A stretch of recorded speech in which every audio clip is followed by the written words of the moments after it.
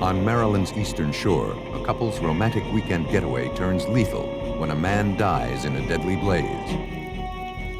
Though all of the evidence suggests a tragic accident, a routine investigation exposes some troubling irregularities. In Florida, an apparently healthy woman dies in her home, and examiners can find nothing to explain the death. Though police suspect murder, years will pass before new forensic technology offers any hope of proving it. When an untraceable poison is used to commit murder, homicide detectives face a difficult challenge. For help, they turn to forensic toxicologists to follow a killer's tracks and expose a toxic death.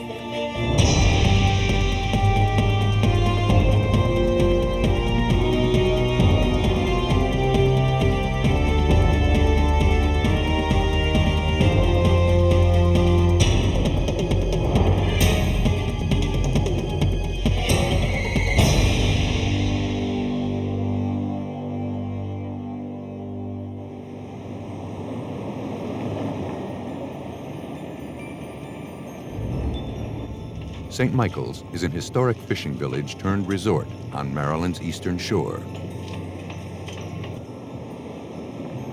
Quaint tree-lined streets and old homes and boutiques have made it a popular weekend getaway.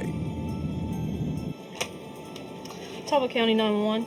In the early morning hours of February 15th, 1998, an emergency dispatcher received a frantic call from a clerk at a local resort. Is there anybody in the room? One of the rooms was on fire, and he believed a guest was trapped inside. East and I-36, respond to St. Michael's Resort. Fire, at least one subject in the room. Within minutes, rescue workers from the Talbot County Fire Department and officers from the Maryland State Police arrived at the location. The blaze, confined to a single room, was quickly brought under control. Though the hotel clerks had managed to pull the guest from the room, the victim, 35-year-old Stephen Rico, was pronounced dead at the scene. His face had been burned beyond recognition. Police learned that shortly before 1:30 a.m., the victim's wife rushed into the hotel lobby to report that her room was on fire. The clerks called 911 and then rushed to the room. They found the victim lying in bed and quickly pulled him out.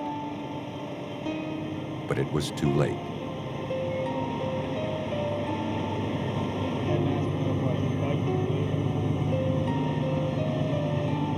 The victim's wife, 33-year-old Kim Rico, said she and her husband Steve were spending Valentine's weekend together. A little bit and give me a little bit here.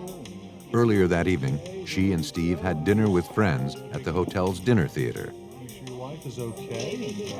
Have a little... Kim said Steve had been drinking heavily and had taken antidepressants and cold medication. Oh, well, why don't we have a toast to you, honey? Kim said that Steve became sloppy drunk. Here's the lunch, right? It's so bad. She and her husband returned to their room a few hours later. Steve continued to drink. Then he began pressuring her for sex. You're drunk, and I'm not interested. No, I'm just not interested. When Kim refused, he became angry. Okay? Hey, no, I'm not drunk. To avoid a fight, she grabbed her things and left to go for a drive.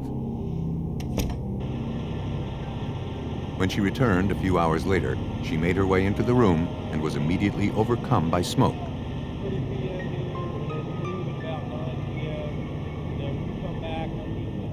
She couldn't believe her husband of 10 years was gone. He's a smoker? What kind of cigars does he smoke? Investigators searched for answers to explain the deadly blaze. Maryland Deputy State Fire Marshal Mike Mulligan began by looking for the fire's origin. The point of origin is key in determining the cause of a fire and determining whether it was accidental or purposely set. And what you do is you begin at the area of least fire damage and you progress into the most fire damage. And the idea is that at the spot where you have the most fire damage, the fire has been burning the longest. On the nightstand next to the bed, investigators found their first clue: a partially melted soft drink bottle. The heat softened the plastic on the side that faced the fire while it was still cold on the other side, and the plastic began to melt and pointed the neck of the bottle toward the point of origin. The fire had apparently started near the pillow, where Stephen Rico's head would have been. Burn patterns showed its progress across the bed and down to the charred carpet.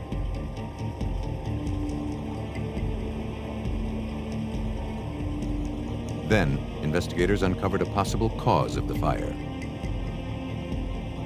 On the bedside table, they found an open package of cigars. One was missing.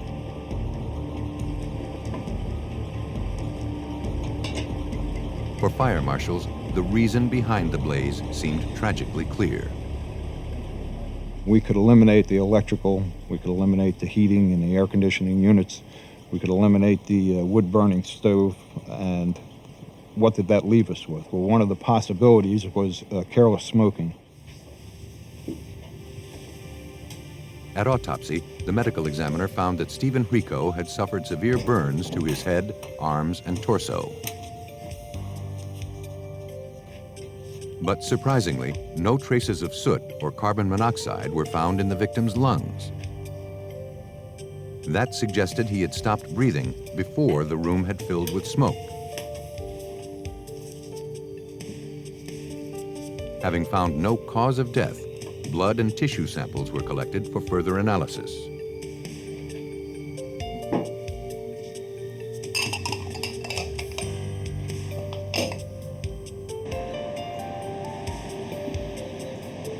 Toxicologists at the Maryland State Police Crime Lab confirmed that there was no carbon monoxide present in the victim's blood or tissue.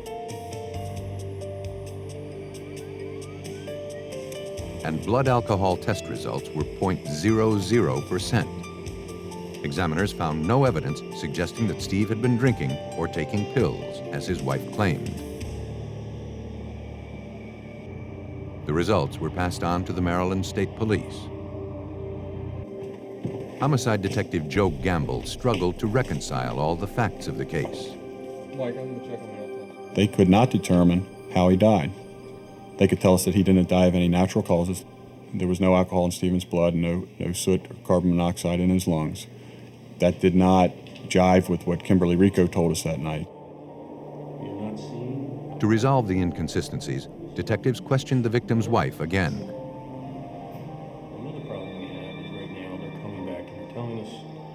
Kim Rico was surprised by the lab findings.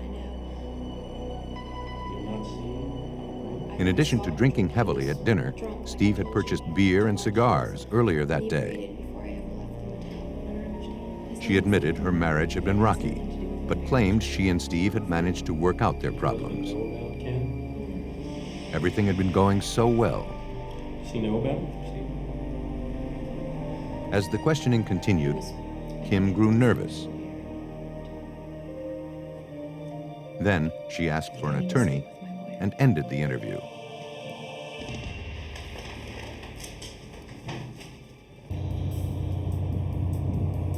To find out what Kim Rico was hiding, police contacted the couple's friends.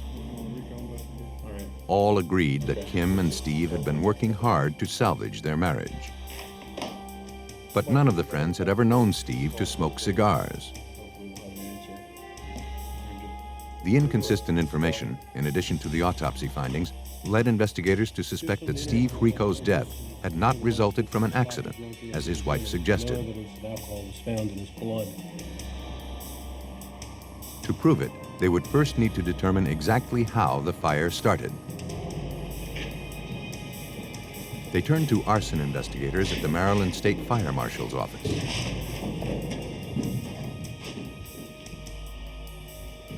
At a training facility in eastern Maryland, fire marshals looked to recreate the damage observed at the scene.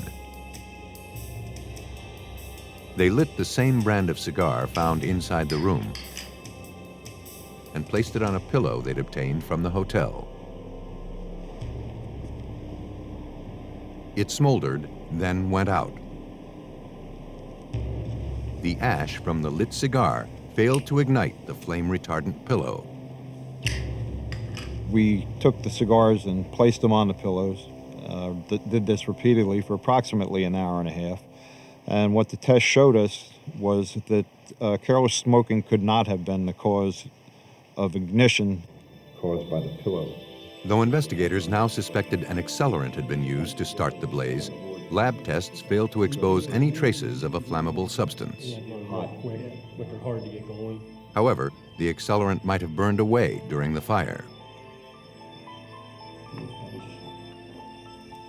The only other way investigators could ignite the pillow and recreate the burn damage was by applying a makeshift torch directly to it.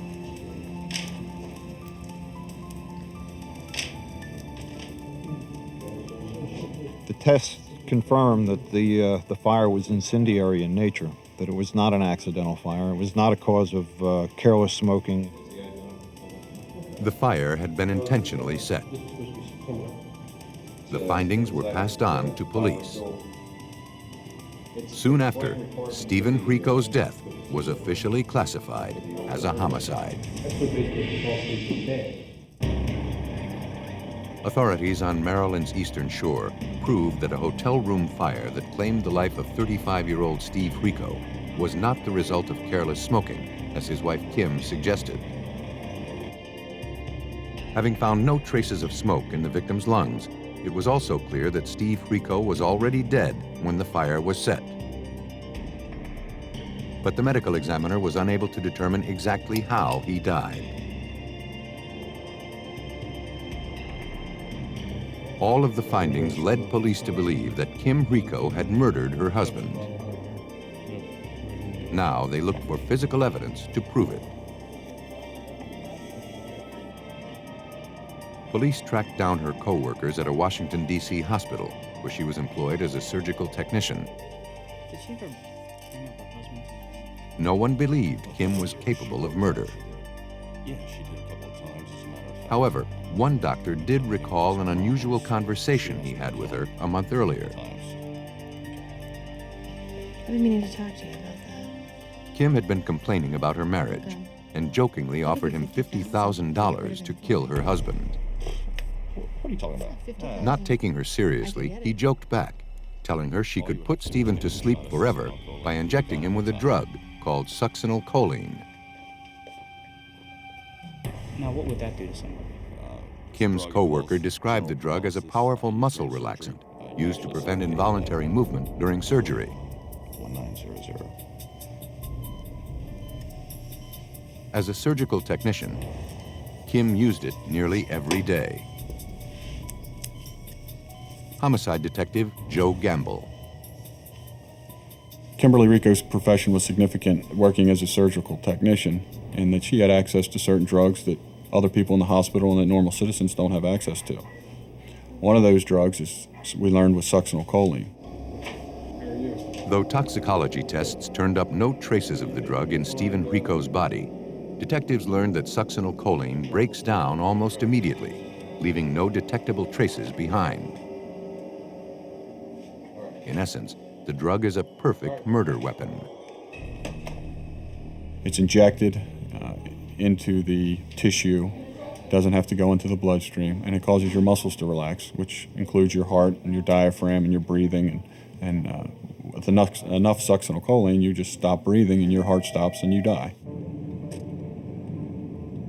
With the homicide investigation taking on a clearer focus, detectives returned to the crime scene. While they searched the hotel for a syringe or a drug vial, divers combed the Miles River, located directly behind the resort. They spent hours combing the bottom of the river and the surrounding area. But their search turned up nothing.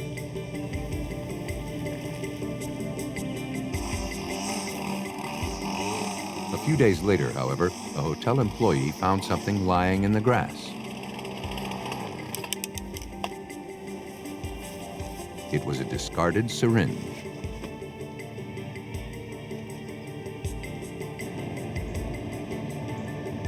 The evidence was forwarded to the Maryland State Police Crime Lab. A thorough analysis of the needle failed to produce any traces of the victim's blood or succinylcholine. Examiners applied a laser light to the evidence, hoping to find fingerprints that may have been left behind. But all of their efforts turned up nothing. With no obvious motive or a murder weapon, investigators would have to rely on the circumstantial evidence to prove that Kim Rico had killed her husband. And their best hope was to establish that she had staged the crime scene to throw investigators off her trail. So we set out, of course, to find out where the alcohol came from and where the cigars came from, hopefully proving that Kimberly bought these things or purchased these things to stage the room, to set the room up. I wonder if I could take a couple minutes of your time, checking to see if Detective Gamble canvassed convenience stores near the resort. Cigars recently. He found a clerk who recalled a woman matching Kim Rico's description. The store employee told him that around the time of the murder, the woman came in to purchase a six-pack of beer and a pack of cigars. The customer had made a lasting impression on the clerk. Who dyes your hair? The store clerk remembered Kimberly that day because Kimberly was particularly rude. Thank you. Kimberly had been so abrupt with her, and that stood out in the store clerk's mind. That's how she was able to remember her. Police collected a package of cigars like the ones purchased by Kim Rico. Price tag on that. They were the same brand found in the Rico's hotel room. Investigators also collected the stamp gun used to attach the price stickers to the merchandise. Mark everything in the store with? Thanks for your time. Thank you. The items were delivered to forensic document examiner Joan DiMartino at the Maryland State Police Crime Lab. To establish a link between the evidence, she began comparing the characteristics of the price sticker on the cigar pack found at the crime scene to the one collected from the convenience store.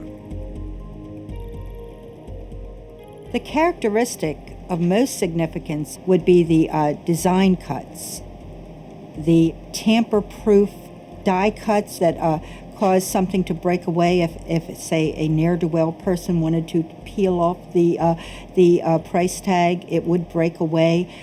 These are common to a particular manufacturer. A visual inspection revealed no differences between all of the stickers collected. Using an infrared light source, DiMartino looked for commonalities and differences within the ink itself. She found that the dyes and pigments that make each ink unique were the same on both cigar packs. They had all originated from the same stamp gun collected from the convenience store. Kim Rico had purchased the cigars found at the crime scene, something she had previously denied. Police were building a strong circumstantial case against Kim Rico. But having revealed no official cause of death and no obvious motive behind the homicide, investigators were still a long way from proving murder. Maryland police were convinced that 33-year-old surgical technician Kim Rico had murdered her husband with an untraceable drug, then staged the scene to make his death appear as a tragic accident.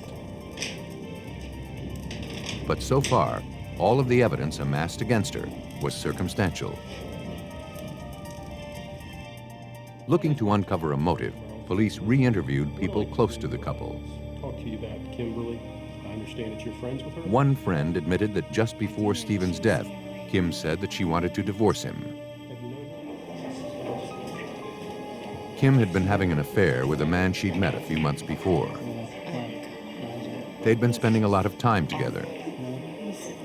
And Kim was no longer interested in salvaging her marriage to Steve. But Kim was dreading a prolonged and costly divorce. Thank you very much for your time. The information was enough for investigators to obtain a warrant to search Kim's home. There, in a desk drawer, they found 2 life insurance policies, taken out on Stephen Rico. Kim stood to gain $200,000 from her husband's death. It was the break homicide detectives had been looking for. We felt that Kimberly had a motive. She had a large amount of money to gain. She had been involved in an affair that she wanted to move forward with. And those were the 2 things that we felt that Kimberly wanted to gain by the murder of Stephen Rico. So we got out of Kim Rico's house on Bellamy Drive. A warrant was issued for Kim Rico's arrest. But before police could act, they received some startling information. Where's she at? Kim Rico had attempted suicide. How long ago was that? Okay. One of Kim's friends had become concerned when she hadn't heard from her in some time. When she went to check on her, she found Kim unconscious on the floor. An empty bottle of pills lay nearby. Okay. Kim Rico, the prime suspect in her husband's death, was rushed to a nearby hospital. Though she was in critical condition, medical personnel had gotten to her on time.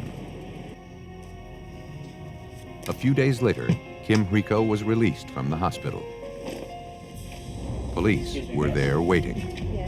Are you Kimberly Rico? Okay, right now I have a warrant for your arrest. She was taken into custody and charged with murder. You have the right to remain silent. You have the right to return to your kinfolk. Based on the evidence, investigators believe that Kimberly Rico was driven by greed and a desire to further her affair. On February 15, 1998, she injected her unsuspecting husband with the untraceable drug succinylcholine. It paralyzed him immediately. She staged the scene to make it appear Stephen had been drinking beer and smoking cigars.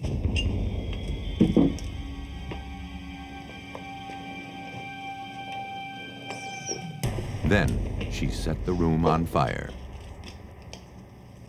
Kimberly Rico was convicted of arson and first-degree murder. She was sentenced to life in prison. In Maryland, the circumstantial evidence alone was enough to convict Kim Rico of killing her husband. But in Florida, investigators would need irrefutable scientific proof in order to win a murder conviction. Situated in Bay County, on Florida's coastal panhandle, lies the affluent and peaceful community of Panama Beach. Mom? There, around 9 a.m. on the morning of May 30th, 1991, 18-year-old Jennifer Cybers went into her parents' bedroom to wake up her mother, Kay. Mom?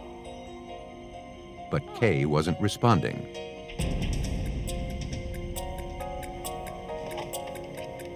Panicked, Jennifer called her father, Florida State Medical Examiner. He told her not to worry. He was sending help and said he would be there shortly. Okay. Okay. Emergency workers and a doctor from the medical examiner's office were dispatched to the scene.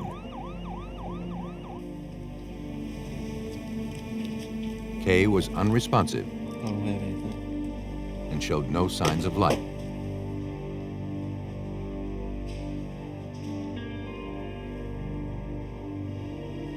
The 52-year-old mother of 3 was pronounced dead at the scene, the apparent victim of a heart attack.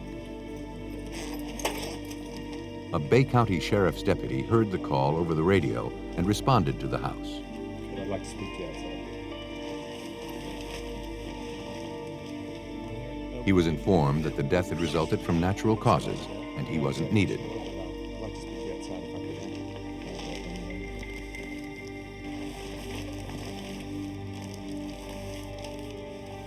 A short while later, the victim's husband, medical examiner Dr. William Cybers, arrived at the house. He learned that his wife of more than 20 years was gone. Any idea what caused it? Jimmy should be in the room, and I need to get to her. Make sure Dr. Cybers asked that her body be taken directly to the funeral home.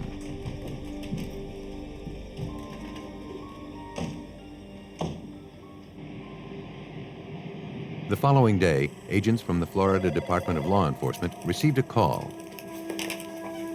Hello? An anonymous informant was troubled by several irregularities surrounding Kay's death and the actions of her husband. After hearing all of the details, Special Agent Scotty Sanderson agreed to take a closer look at Dr. Cybers. Certain red flags came up. He was a medical examiner. No autopsy had been performed. Kay Cybers was in apparent good health. He did not call 911 after learning of her distress, and the police were notified and sent to the home, but were asked to leave by staff of Dr. Cybers. As a medical examiner, Dr. Cybers knows that all unattended deaths require that an autopsy be performed. His wife's was no exception. To find out why he hadn't followed protocol, investigators arranged for an interview. It's important that an autopsy be conducted. Could you tell me why you didn't order an autopsy? Dr. Cybers admitted he had made a mistake. And I just He was distraught and wasn't thinking clearly. No better family. He loved Kay very much, And heart disease. I tried to convince her. and her death was completely unexpected. A few drinks, enjoyed ourselves. Very pleasant. The night evening. before she died, the two had gone out for a nice dinner. Later on, she felt that she had a little. I've got a really bad chest pain. But around 4 a.m., she woke him up.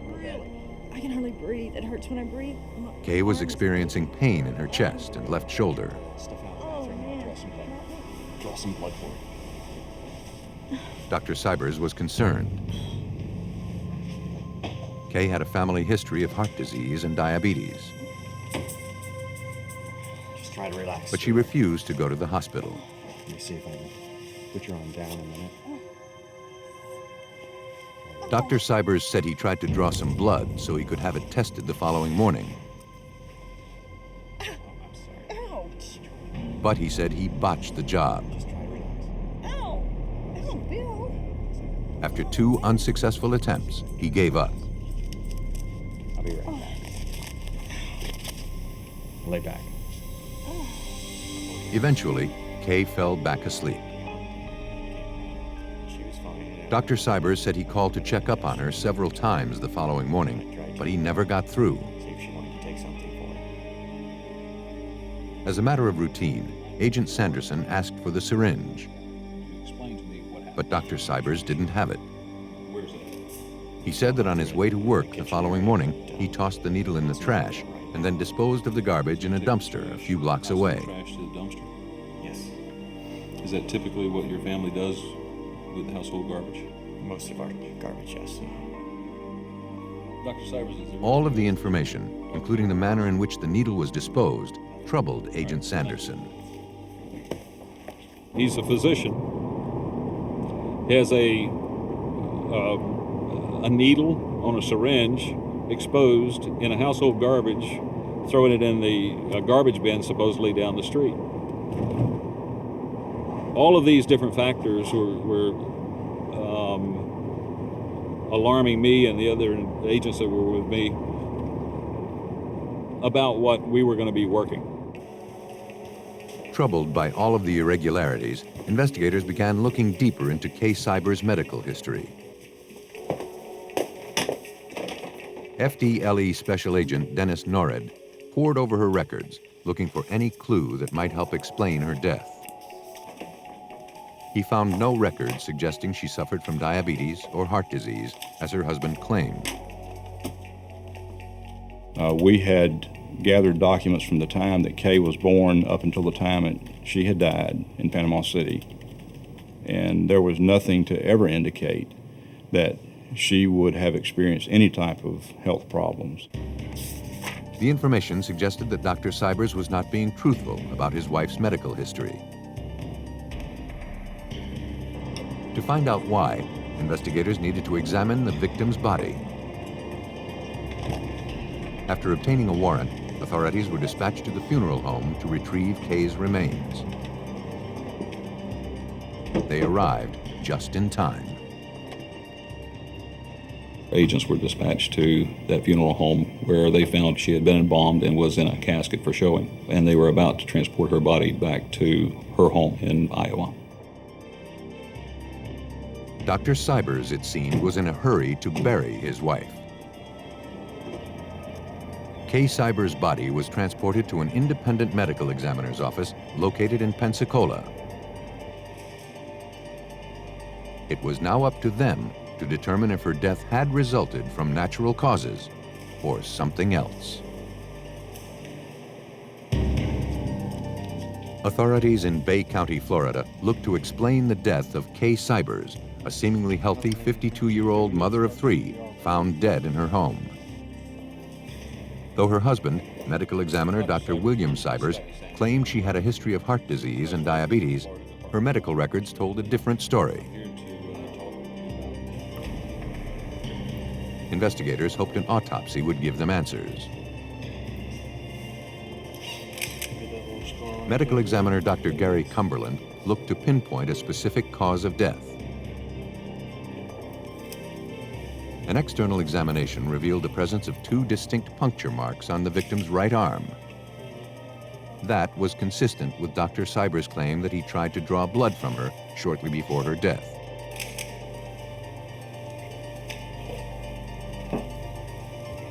But the marks were also consistent with something being injected into the body. I've seen some fresh hemorrhage around these, so I think that they occurred before she died. So let's make sure that we get some of that tissue for toxicology as well as general histology.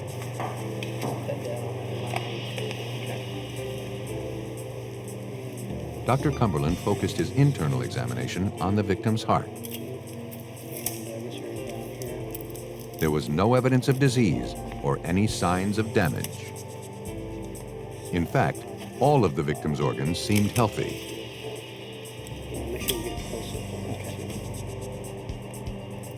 Dr. Cumberland found nothing to explain why Kay Cybers had died so suddenly. Troubled by the findings, he collected tissue and blood samples for further analysis. Basically, what we have is a person who died with no natural disease process responsible for her death. And in those instances, we start looking for toxicologic agents, i.e., is there some drug or poison that she had been given that resulted in her death? The samples were forwarded to the Dade County Medical Examiner's office. But toxicologists were at a disadvantage. Kay Cybers' body had been embalmed soon after her death, and those fluids had likely destroyed any traces of drugs or poisons that may have been injected into her system. Test results turned up negative.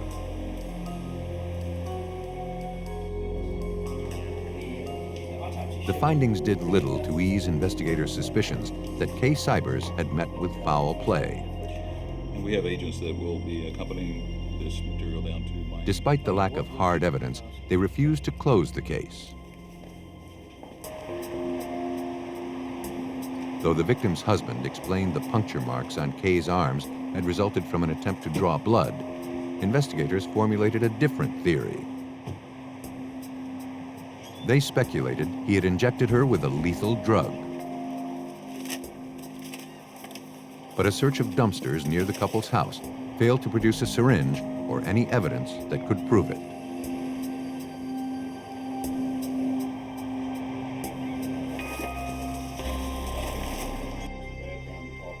Investigators turned to the couple's children, hopeful they could shed light on a possible motive for murder. But the Cybers' daughter insisted that her parents' relationship was strong.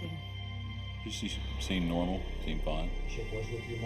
Her father was dedicated to Kay and the children.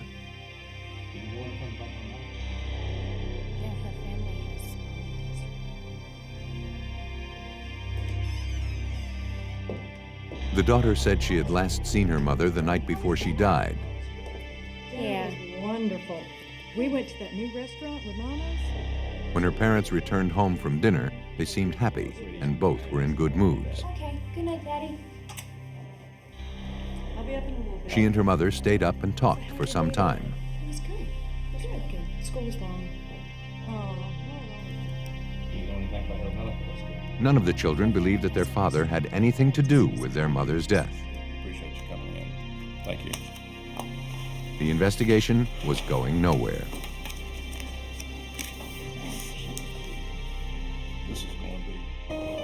Dearly beloved, we do thank you for coming today. Authorities had no choice but to release the victim's body to her family. Every one of you here with us today. Kay Cybers' remains were flown to her hometown in Iowa. There, she was laid to rest.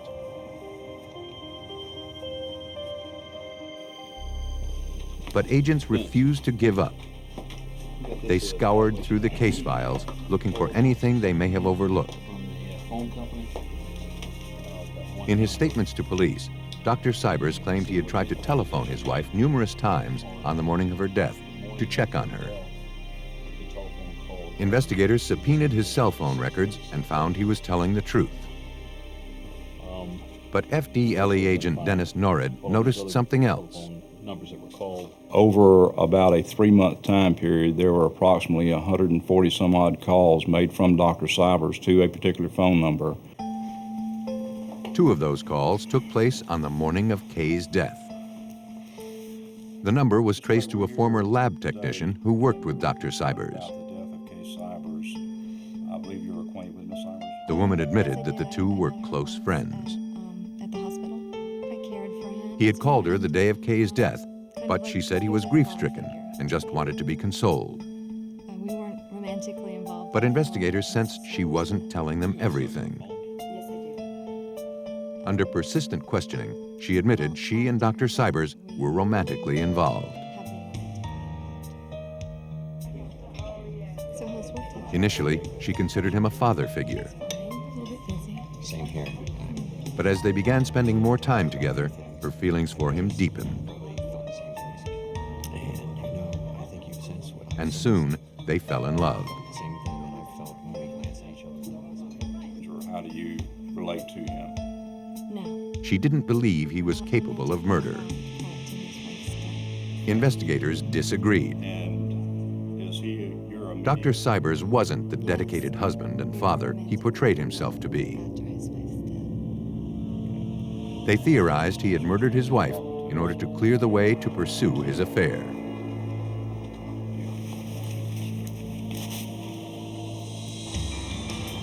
Police forwarded Kay Cybers' tissue samples collected at autopsy to the National Medical Services Lab in Willow Grove, Pennsylvania, one of the most advanced forensic labs in the country. There, renowned toxicologist Dr. Frederick Reeders agreed to look into the case. And after reviewing Kay Cybers' autopsy report, he found a potential clue. An elevated level of potassium had been detected in her eye fluid.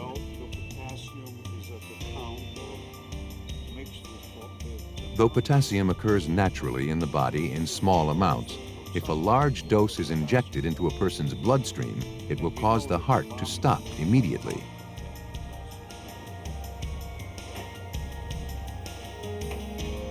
In the normal human body, potassium and iron are found in equal amounts within red blood cells. To find out if Kay Cybers had an unnatural amount of potassium in her body, toxicologists used a newly developed system that measures the ratio of potassium to iron.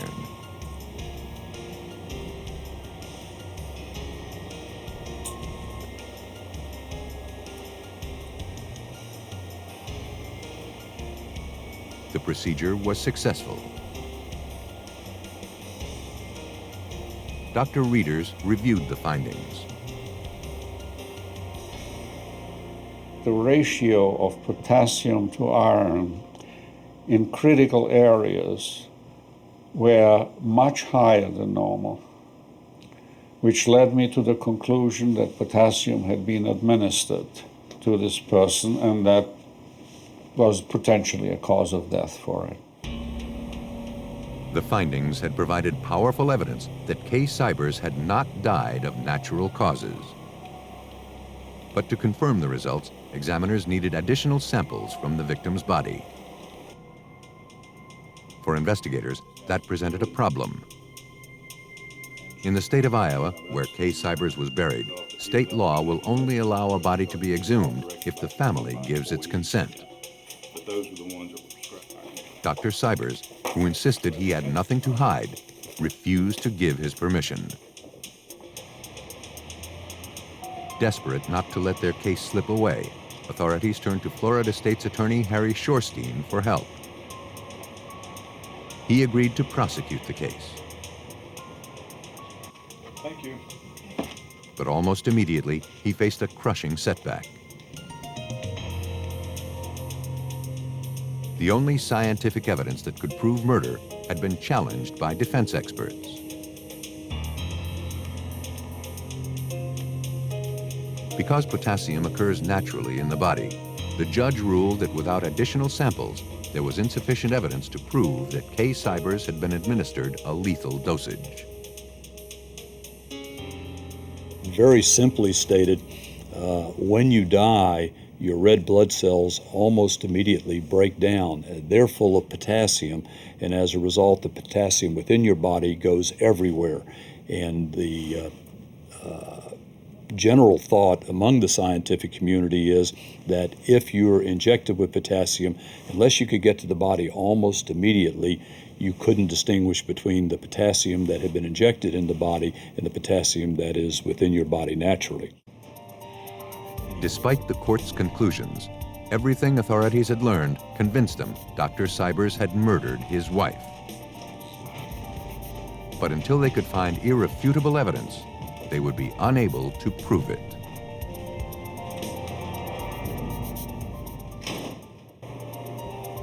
Several years had gone by since the 1991 death of 52-year-old Kay Cybers.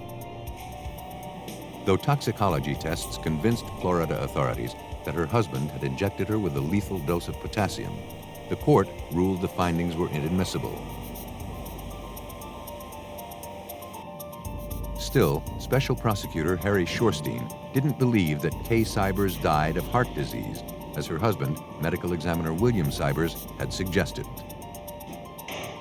The examination of the heart that had taken place at the autopsy showed no indication whatsoever of any heart disease, and we were going to proceed with the trial without an actual cause of death, just based on the circumstantial evidence.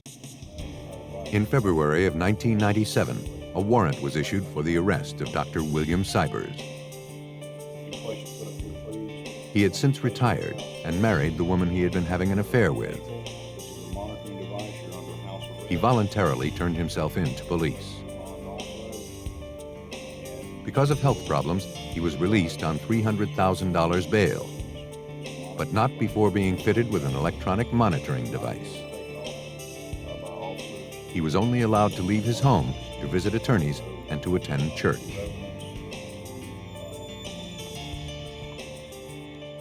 With the trial approaching, prosecutors struggled to prepare their case for a jury. Then, they received some unexpected news. In the years since Kay Cybers' death, toxicologists at the National Medical Services Lab in Willow Groves, Pennsylvania, had developed new forensic tests that could detect previously untraceable poisons. Though the samples collected at autopsy were several years old, according to Dr. Kevin Ballard, they had been well preserved. The tissues from Ms. Cybers were taken from her at the time of her original autopsy, but she had already been embalmed. Those tissues, those organs, were maintained frozen during all the years between the time of her death and the time of our analyses.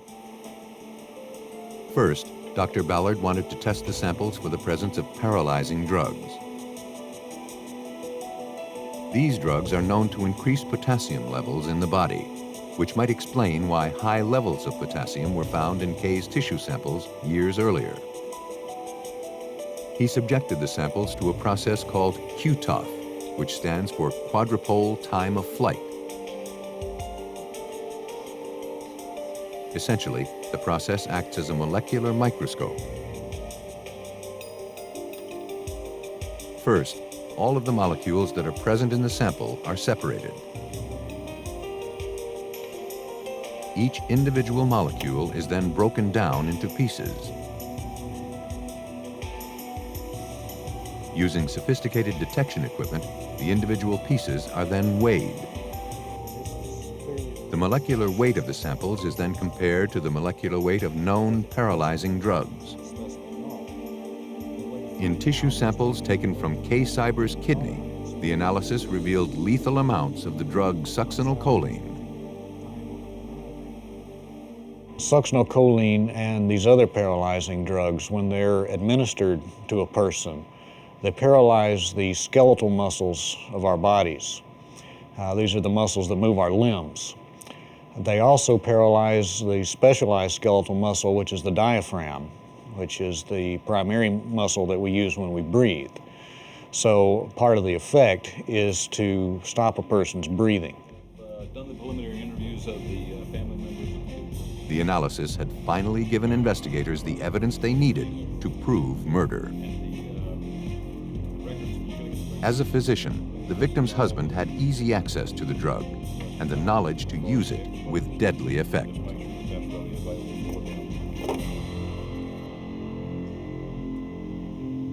Driven by the desire to further his affair and to avoid a costly divorce, police believe that on May 30th, 1991, Dr. William Cybers injected his wife with a lethal amount of the paralyzing drug.